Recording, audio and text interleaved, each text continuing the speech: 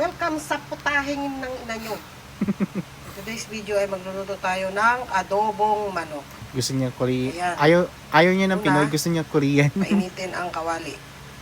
Actually, si Aling Mirna, siya yung OFW sa South Ilagay Korea. ang pangmayamang mantika.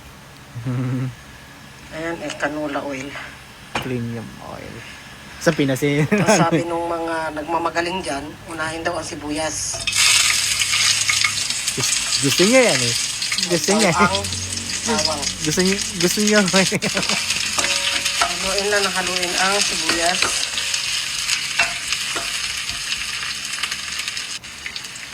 Sunod, bawang. Okay, sa bawang. Actually, yung... Yawa. Sorry po. Sandali. Sorry, Aling Kasi may Mirna. butas ng sandok ko. Nagreklamo siguro nyo yung sa luto. Ay, Sangkot ka siya. Tsaka takpan. okay. Para konti lang ang hugasin, pwede naman itong hiramin sa kapitbahay. Wala talagang choice. Kundi para-paraan lang. Lagyan ng tuyo. Silvers one na Pinoy. Mas masarap kasi ang tuyo dito. Naman. Oo naman po. Itong Silver Swan.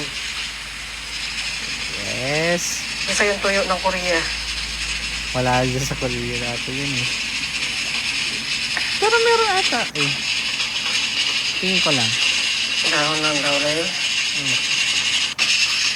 Nilagyan ko ng paminta, magic sarap.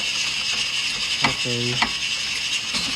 At least siya, yung OFW, na nagtatrabaho, domestic helper ata yun. I'm not sure for that. Kung napapanood nyo din kay OG Diaz. Ang daw ng skill. Ano masyadong emote ha, nagamaoy ako. Alam niyo na, pinagdadaanan tuwing buwan. Ay, oo. Tapos, Pamilyado ng Koreano Yes, talaga. suka. Slash Konti ng lang. Pilipino.